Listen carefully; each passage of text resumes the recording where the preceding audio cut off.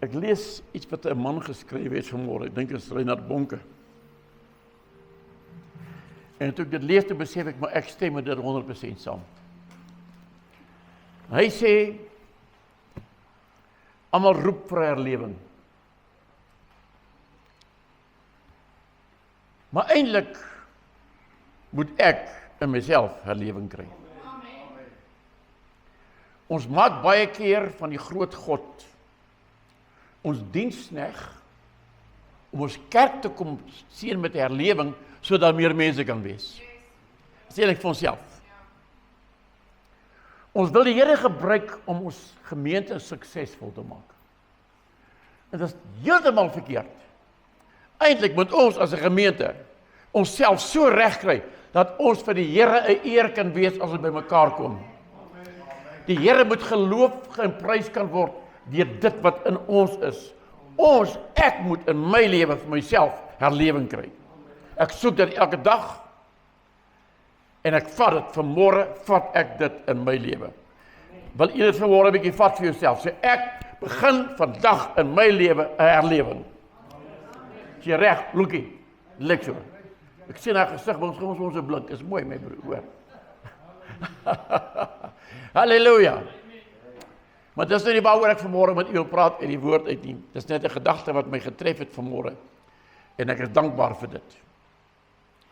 Die woord wat ek met u wil deel vanmôre is 2 Korintiërs 10de hoofstuk 4de vers. Nou weet ek dadelik as mense nog gaan luister na my boodskap dalk op die Facebook blad of op die YouTube. Daar's baie mense sê ek luister nie weer wat 'n pastoor wat preek as hy net 'n teksie vat nie. Ek kry dit. Hy wil hê jy moet al die tekste lees en dan moet dit in konteks gebring word. Ek kan daai hele hoofstuk van hoofstuk 10 lees. Dan bly die 4de vers nog nie dieselfde waarde. Jy kan net maar lees wat jy wil, agterste voor, van bo tot onder al die kante. Daai 4de vers bly presies dieselfde. Hy sê, want die wapens van ons stryd is nie vleeslik nie, maar kragtig deur God om vestings neer te werp. Nou of ek nou die hele hoofstuk lees, of die 9de hoofstuk en die 11de hoofstuk saam, daai versie bly presies dieselfde waarde. Die wapens van ons stryd is nie vleeslik nie, maar kragtig deur God om vestings neer te werp. Ek gaan 'n bietjie verder. Hy sê, want terwyl ons planne verbreek en elke skans wat opgewerp word teen die kennis van God, alles wat keer dat ons die volheid van God kan ken, alles wat in die pas staan, alles wat keer, dat elke gedagte gevange te neem tot gehoorsaamheid aan Christus. Ons gereed hou om elke ongehoorsaamheid te straf wanneer julle gehoorsaamheid volkome is. Ek kan vanmôre so 'n paar minute met u praat oor daai skrifgie. Almal van ons weet nie altyd wat is die wapens van ons stryd nie. Maar ek kan vir jou een ding sê, die sterkste wapen teen ons stryd is die teenwoordigheid van die Here in jou lewe, soos Jackie gesê het, is in my. Hy's binne in my. Dis een van die grootste, kragtigste wapens van die stryd, is wanneer die Here binne in my is. Binne in my lewe. En ek wil vir u sê, die vestings, ek dink as ek al die vestings vanmôre sou kan opnoem, weet ek nie ons vandag gaan klaar kry nie. Daar's baie vestings in mense se lewens. Nie net in die wêreld nie. Ek praat nie van die vesting vandaan die Uniegebou nie. Dis 'n ander vesting. Daai is 'n groot vesting, ja. Maar as vestings binne in mense se lewens. En hoe gaan ons daardie vestings kan afbreek? Hoe gaan ons dit kan oorwin? Dit help nie ek sê die wapens want God is kragtig in my vestings te oorwin nie. Maar ek weet nie hoe om dit te gebruik nie. Wat moet ek maak? Hoe moet ek maak? Het ek 'n vesting of het ek nie 'n vesting nie? Die probleem is baie mense sit met vestings, hulle weet nie dat dit 'n vesting van die vyand in hulle lewe nie. 'n Vesting is eintlik 'n plek, as ek dit so mag noem, met 'n muur omgebou om dit te beskerm en toe te maak, dat niemand daar kan inkom nie. Dis 'n vesting. As ek nou 'n voorbeeld daarvan gebruik, in Josua, die 6de hoofstuk, sê die Here vir Josua, die volk moet om die mure van Jericho stap, die eerste dag net 1 keer. Nou, ek wil vir jou sê, as ek nou daardie geleef het, en 'n man sê vir my, ons gaan hierdie stad nou oorwin, maar vat nie wapens nie, los jou swaard by die huis, los jou knopkie by die huis, los jou goed, ons gaan om hierdie stad se muur loop. En jy kyk en sê, win, regtig. Is jy seker? Jy het by die Here gehoor. Die dag geloop, ek het geweet, ek het die hele dag geloop. Niks gebeur nie. Ek het geweet, man. Môre sê, die Here sê, het nog 'n keer omloop. Ek sê, nee, man. En so die 3de dag, en die 4de dag, en die 5de, die 6de dag, kan ek vir jou sê, daar 'n paar manne al lelik opgeruk is al oor. Sê, nee, Joshua, regtig waar, ou vriend. Nee, my maat. Jy kan nou my sê wat jy wil. Ek kan nie glo dit is die plan van die Here nie. Maar die 7de dag, toe moet jy hulle hoor. Sê, nou moet ons 7 keer in daai muur loop. Sê, nee. Gaan nie saam nie.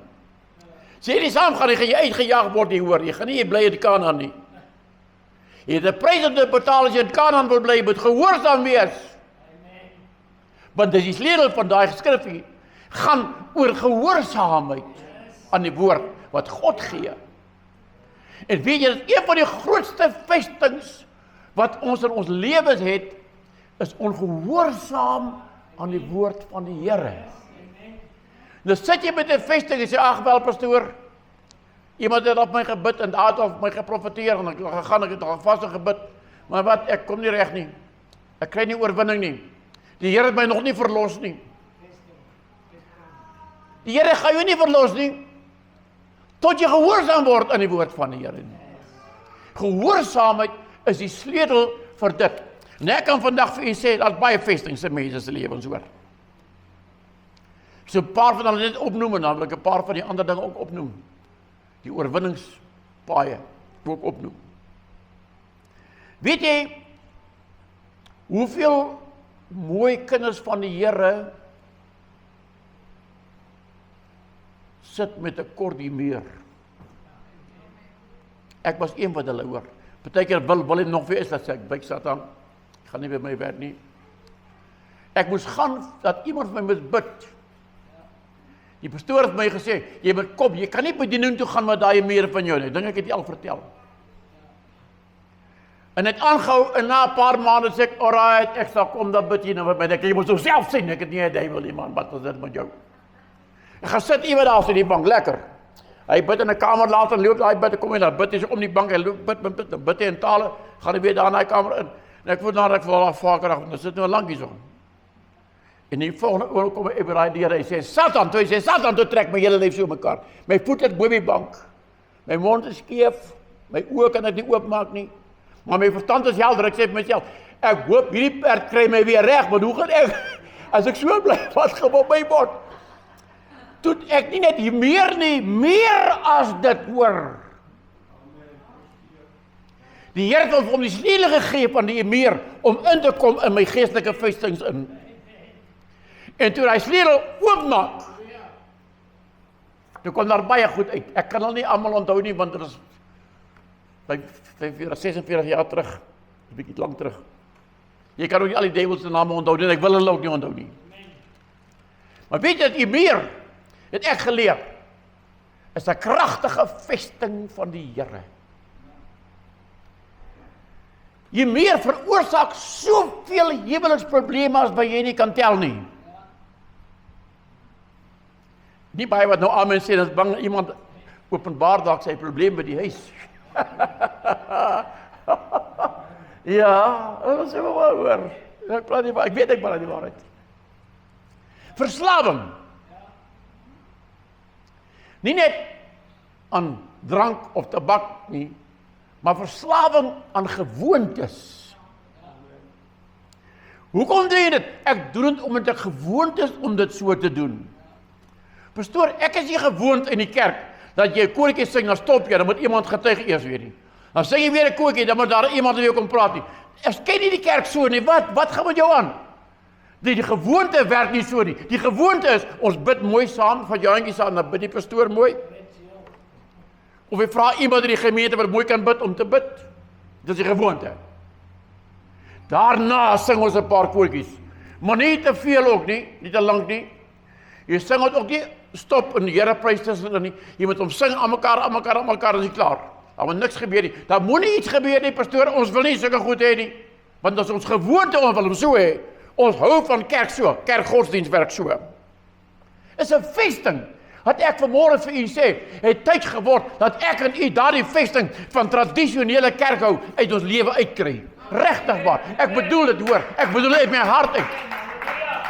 Uitkry. Kry my uit. Kry is 'n duiwel man. Godsdienstigheid is 'n groot duiwel. Wat my dogter gesê het. Ek moet haar ondersteun in dit. Mense, praat ek met iemand oor die verslawing.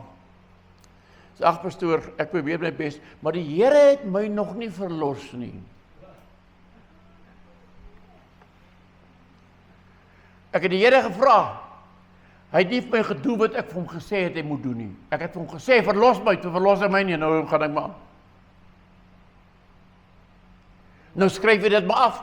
Ek kan nie loskom nie, want die Here wil my nie verlos nie. Maar jy het die wapens van die stryd in jou. Hy is in jou. Jy het die wapens van die stryd, deur gehoorsaam te word aan die Here, gehoorsaam te word aan die woord van God, en te weet wat God vir jou gedoen het, om jou te kry om vandag hier te wees. Ek het net 'n bietjie gebid daar in die koffiekroeg se voorkamer, maar ons bidkamertjie. Maar hy sê môre soveel water, jy moet maar mooi, jy swem daar as jy wil gaan bid. Mense, terwyl ek bid, praat die Here met my oor die dinge. Dat mense het al gesterf as gevolg van verslawing. Drank, medikasie. Ek hoor nou die dag van iemand wat 16, wat sy pil is sy naam, een op ander dil. Hey? Eskedol. Ietsie van daai, ek kan nie mooi hoor nie. Hey? Eskedol. Eskedol. O, julle ken die naam daarom. Maar 'n vrou sê drink 16 elke dag. Nou jy het my sê, jy is so siek, dat jy 16 van die Eskedols moet drink elke dag. Dit is verslawing. En het met haar gepraat, en sê sy, ja, maar die Here het my nog nie verlos nie. Dit is 'n vesting. Mense, ons raak so gekondisioneer en gewoond aan die vestings van die vyand in mense se lewens ingebou het, dat ons aanvaar dit self ook al saam met hulle. Maar weet jy, ek bid vanmôre, ek sê, Here, ek roep herlewing in hierdie gemeente. Nee, ek sê nie vir u stuur vir ons herlewing nie. Ek roep dit in die harte van ons mense, dat daar vanmôre in elke hart 'n begeerte kom. Ek sou meer en meer en meer van die Here. Ek wil meer weet van die Here. Ek wil nader aan die Here kom. Ek wil my goed aflê, my vestingies aflê. Ek wil hom platslaan, dat ek klaar is. Kan ek maar nog 'n bietjie praat?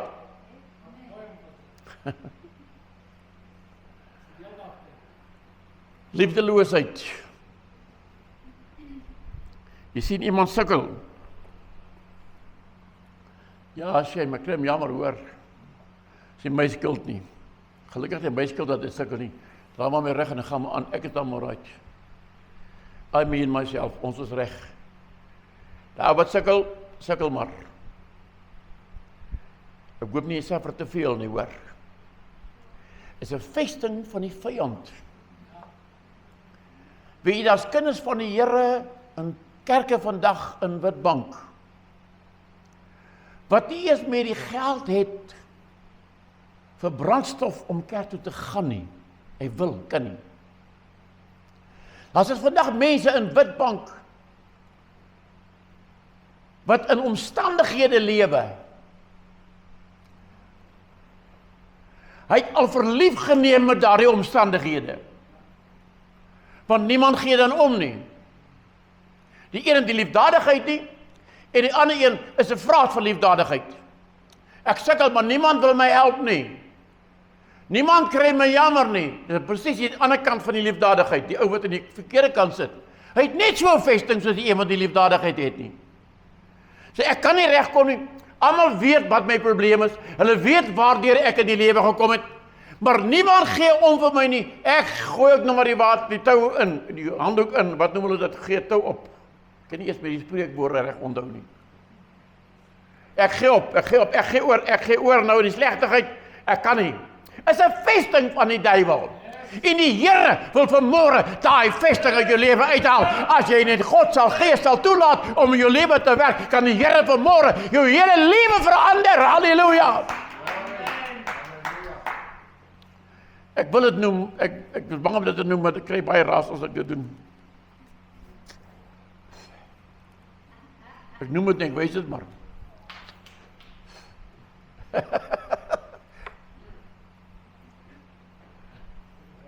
Ja, wat, pastoor? Ek roei nou soveel jare. Die Here moet my net maar so aanvaar. Right. As jy dit so sê. Maar as jy in die hospitaal lê, met jou longe. As jy weet, ek is ook in 'n kerk, maar daai ou pastoor kom besoek my nie eers nie. Hy kom bid nie eers vir my nie. Hy weet ek is in die hospitaal. Ek het longprobleme.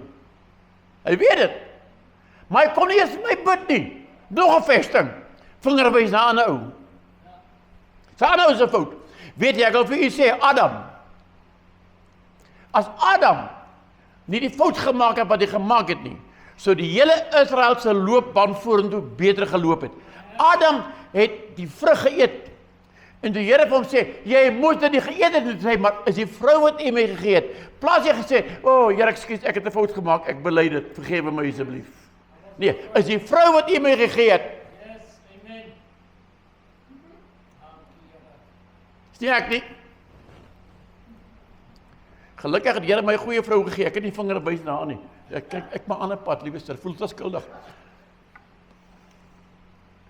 Mense, ek hoop u hoor wat ek vanmôre vir u probeer oordra. Dis hoekom ons nie herlewing het nie. Ons sê Here stuur vir ons herlewing. Maar die herlewing word geweerhou in ons eie lewens deur die vesting wat ons toelaat dat die Satan daar bou. Solank as jy toelaat dat die duiwel jou vesting onderhou en jy glo vas aan jou vestingkie, sal jy nie herlewing kan kry. Nee, hoor my woord vanmôre. Jy sal nie. Jy kan 'n magtige wind van die Gees van God waai in hierdie plek ook vanmôre, as al sou hy wil waai. Hy sê van daai vesting sal die jou nie tref nie, hoor. Jy sal nie herlewing kry nie. Maar ek wil vir 'n ander deel betaal van die wapenrusting. Nehemia. 4de hoofstuk. Aan die begin het hy gepraat met koning Artasasta. En hy skink vir hom wyn en die koning sê vir nou, hoe lyk jy so bedroef vandag? Jy lyk nooit so nie, wat is die moeilikheid? Lyk of jy gehuil het? Hy sê, ja, meneer. Daar was mense van vriende van Juda af, wat die was. Toe vertel hulle vir my, hoe lyk die stad Jerusalem? Die muur is afgebreek, die poort is uitgebreek, aan die brand gesteek, God se stad. En hy vra toestemming vir Artasasta, om hom toe te stem te gee, en die nodige te gee om te gaan, om daai muur te gaan herbou.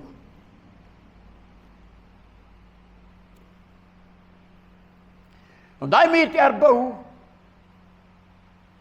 het hy soveel teekanting van Tobia gekry,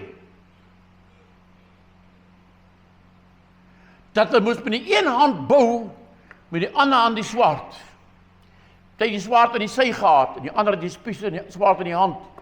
Hulle moes bou en veg om daai muur te herstel. En mense, ek moet waag om te sê vanmôre, die mure van die kerk van Jesus Christus is afgebreek deur die kerk self. die prediking, valse leringe, leuns wat van die platform af verkondig word, om mense te sis en te paai, sodat die mense hulle kan geld bring. Woe! Ek het nou, my broer Johan stuur vir my 'n video van groot predikers in Amerika wat tot 'n val gekom het. Die een man, hy het tot 'n val gekom, sy gemeente het platgeval. Maar hy het 'n 66 miljoen jet, wat hy sê, hou dit, hulle kan vat wat hulle belot het, sê jet. Kan jy dink, dat jy het 'n eie jet van 66 miljoen dollar, maal hy met 20 vir die 20 rand per dollar, en kyk hoeveel geld het jy daai man gekos om daai jet te kan koop. En dit net gedoen, omdat hy mense beloftes gemaak het, valse beloftes, ter wille van geld. Ek hoor van een man, iemand vertel my daarvan. 'n Swart man hier in Witbank, die kerk gehad. Is nou in die tronk, verstaan ek. As jy inkom daar en jy siek, en jy wil even vir jou bid, het hy 'n kaartmasjienkie. Moet jy 5000 rand betaal, dan bid hy vir jou. Dan bid hy vir so 1000 mense 'n dag. Jy dink hoeveel geld het daai man gemaak, voor hom gevang het. Miljoene, der miljoene. Die mure van die kerk is soos die mure van Jerusalem. Daar moet 'n Nehemia gemeente opstaan in Witbank, en ek vertrou dit gaan hierdie gemeente wees, want die mure van die kerk van die Here Jesus gaan opstaan en gaan herbou, en ek gaan sê, al veg ek met die swaard in die een hand, met die ander hand lê ek die stene, maar ek gaan help om te bou aan die ware kerk van God. Die krag van die Here sal daar wees. Halleluja, halleluja. O man, ek kry so verwagting in my hart as ek oor die goed praat, nee. Hoe bou ek daar die mure? Met gebed, eerste een. Mense, ek wil nou nie beskuldigings gooi nie, want ek is self skuldig in 'n baie groot mate. Die gebedslewe van kinders van die Here het ver onder die standaard geval. Ver onder die standaard. Ek het iets ontdek. Ek praat en ek praat en ek praat, en die Here het klaar gepraat, dan dan loop ek. As iemand by jou kom kuier, sal hy so maak. Hy kom kuier by jou en hy gaan sit, en hy praat en hy praat en hy praat, jy kyk hom net so, en hy praat en hy praat en hy praat, hy het klaar gepraat, staan op, sê, ek gaan by die deur. Jy gaan voor jy sien, daar kom sy kar, en sluit jou deur toe, jy gaan sê, ek weet, die man wie, ek die vrou nie, is dit nie waar nie. Hy praat, maar jy gee jou nie kans om iets te sê nie. Ons maak so ons gebede, ons bid, Here, seën my kinders, bewaar my kinders. Here, gee my geld vir petrol. Here, die vleis is min. O, Here, my man, u weet my man. Ai, Here, u weet regtig. En so gaan ons aan. Jy klaar gebid, amen, dan gaan jy. Jy klaar gepraat, jou deel ingedoen. Nou moet die Here nou klaar beantwoord. Want jy het met al die opdragte klaar deurgegee. Maar ek het iets geleer. As jy met die Here praat, vat die Bybel, lees die woord van die Here en bepeins die woord van die Here. Kyk, wat wil die Here vir jou sê in die skrif? Want daarin wat jy bepeins en die Here vir jou deur sy gees die woord oopmaak, dit bring 'n groei van jou geestelike persoon binnekant. Ek het gister 'n begrafnis gehad in Middelburg, Vrydag. En ek het toe gepraat, ek kan nie glo dat dit goed met my gebeur nie, hoor. Vrydagmôre nou staan op, ons gaan nou begrafnis toe, die begrafnis was 11:00, gelukkig nie te vroeg nie. En ek loop van die kombuis af deur my studeerkamer na die slaapkamer toe. Ons het 'n woonstel, as loop so 'n ry, die kombuis, sitkamer, my studeerkamer, slaapkamer. En ek in die studeerkamer deurstap. Toe dink ek myself, ek weet nie eens wat gaan ek preek vanmôre by die begrafnis nie. En skielik gaan 'n skrif by oop van 1 Tessalonisense 5 vers 23. Dat die mens het gees, siel en liggaam. En ek het met daaroor gepraat oor die gees, mense. Ek wil dit vanmôre voel, dis nou dat ek moet dit weer 'n keer met u deel. Dis belangrik. 'n Mens het 'n siel en 'n gees, 'n liggaam. Die liggaam wat die minder belangrikste is, kry die meeste aandag. Wie van die dames wat hier vanmôre sit, het nie lipstick aan nie? Almal het lipstick aan. Tot my vroukie. Dit maak haar nogal mooi, hoor. Jare is gekom. Ons krag was af vanmôre. Toe werk die pomp, die water moet pomp, die water op so 'n dun straaltjie. As nie warm water, die gas, geyser wil nie aangaan nie, daar moet 'n druk wees, die water se druk is te laag. As nie 'n haardroër mevrou se hare te kan nie. Toe is ons nou mooi in die pound seats vanmôre, daar waar jy niks kan doen nie. Maar sy lyk nogtans mooi. Dis ook hoekom ek dit net doen, dat julle kan weet het. Sy het moeite gedoen, goed te lyk.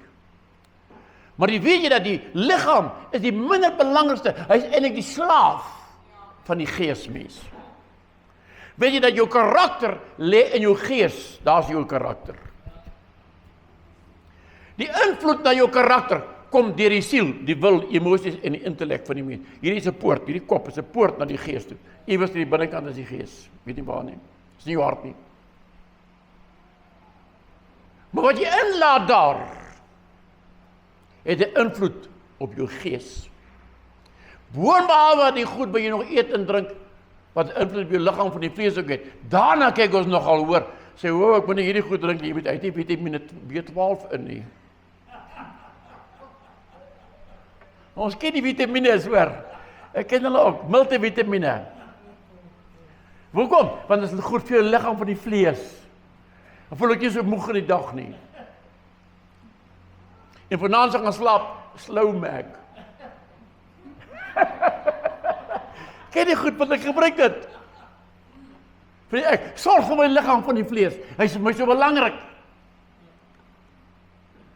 Maar die geesmens, wat jou karakter is, niemand kan jou karakter verander nie. Die dag as jy gebore word, ontvang jy gees, en daai gees is jou karakter. Elke volk het sy karakter, die Indiërs het sy karakter. Die Chinese het hulle karakter. Die Japaneese het 'n karakter, die Duitsers het. En die swart volk het ook elkeen sy eie karakter. Moet nou nie altyd sê wat ek van die karakter dink van die verskillende volke nie, ek moet hou oor dit. Maar weet, as dit een persoon wat kan help om jou karakter te verander, is die Gees van Christus, in samewerking met die Heilige Gees. En hoe meer jy van hom in jou lewe inlaat, hoe word jou karakter oorheers deur die karakter van Christus. Maar jou karakter is nog daar, hoor, jy gaan nie dood nie, jy is nie dood nie. Maar hoe meer jy jou karakter onderwerp aan die karakter van Christus, begin die lewe kom in jou lewe. Dan begin Christus in jou beeld dra. Dit is wat Paulus sê in Galasiërs 4:19. Hy sê ek is in barenswee totdat Christus in julle gestalte kan verkry. Dit is 'n pad van toewyding, 'n pad van gehoorsaamheid, 'n pad van gebed, 'n pad van heiligmaking, 'n pad van aflegging, 'n pad van al die ou vestings afbreek wat in jou binnekant gebou is 'n pad om daar te kom. Maar as jy hom gekry het, halleluja, en Christus in jou gestalte verkry het jy herlewing. Het jy mag nie wag vir herlewing nie. Jy het dit. Sien van ons broers kyk my so by die hoogte. Kyk maar my broer. Jy kan maar kyk. Ek is so lekker. As ek weet ek van die waarheid en ek weet ek slaan 'n plekkie raak wat nie so lekker is om te raak nie. Ek weet ek slaan oor koolsap te. Maar om sommer slaan met 'n hamer vanmôre, mekaar. Hy vestig ek jou help om af te breek as jy my sal toelaat.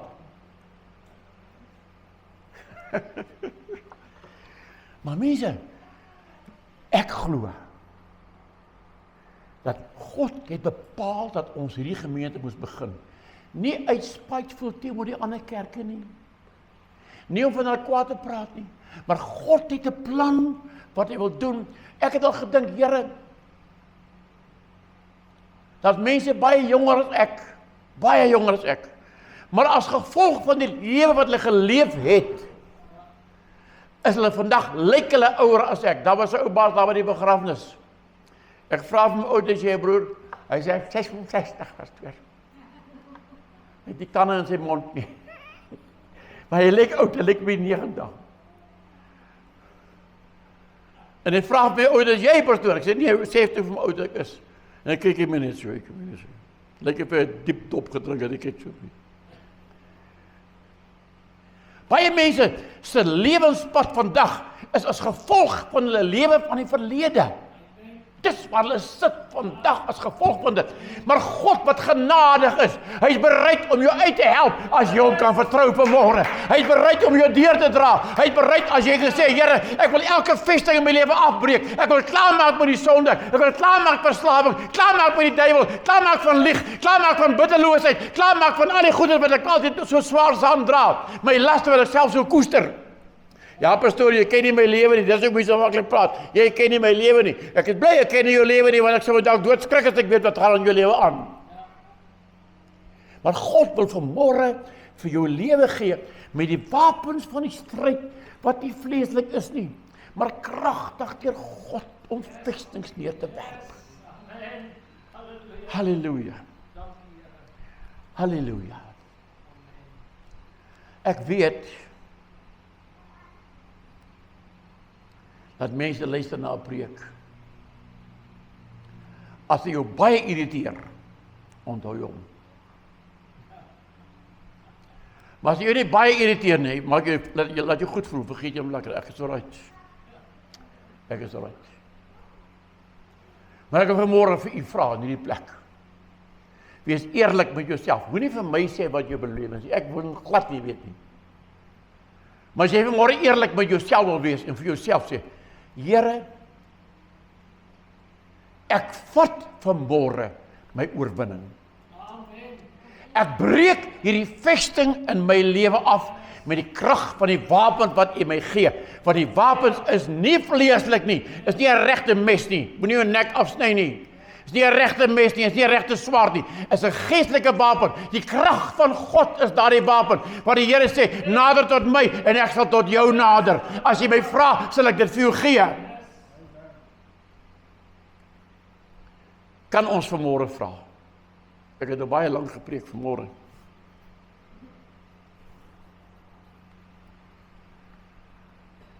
Is hier iemand in hierdie plek wat eerlik is? Wie kan ek sien? Is hier mense? Wie is eerlik? Steek net 'n bietjie die hand op. Ek sien wie is eerlik. Almal eerlik. Wie steek nie die hand op nie? Almal eerlik.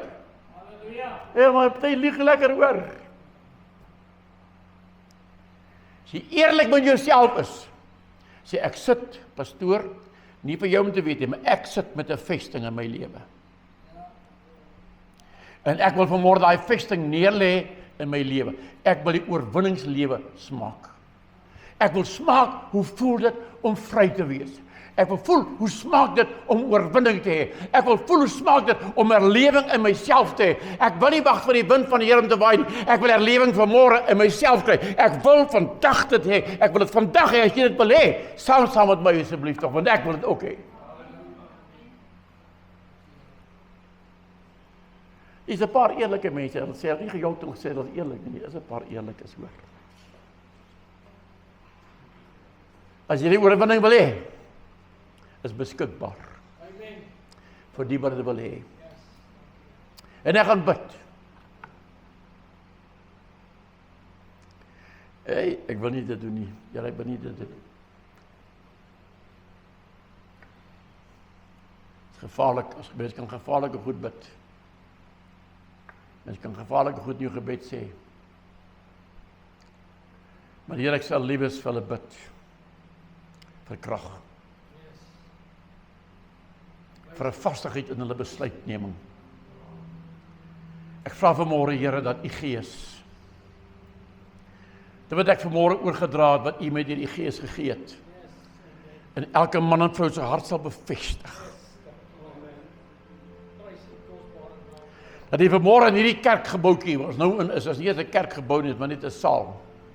Maar die woord sê, jy woon nie in tempels op 'n ander gebou is, en so dit maak nie saak nie.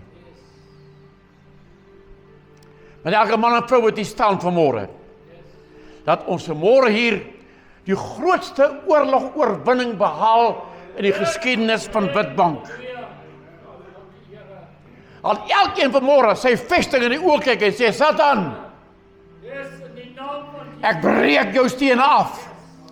Ek breek jou fondamente op. Ek haal jou uit my lewe uit. Ek sal nie verder meer aan jou gehoorsaam wees nie. Ek weier om aan jou gehoorsaam te wees. Ek weier jou vesting. Ek verdryf jou vanmôre met die krag van die woord van God, met die krag van die Heilige Gees. Ek verdryf elke vesting wat nie van God is nie. En ek maak myself vry vanmôre deur die krag van die woord van God en die bloed van die lam. Halleluja, halleluja, halleluja.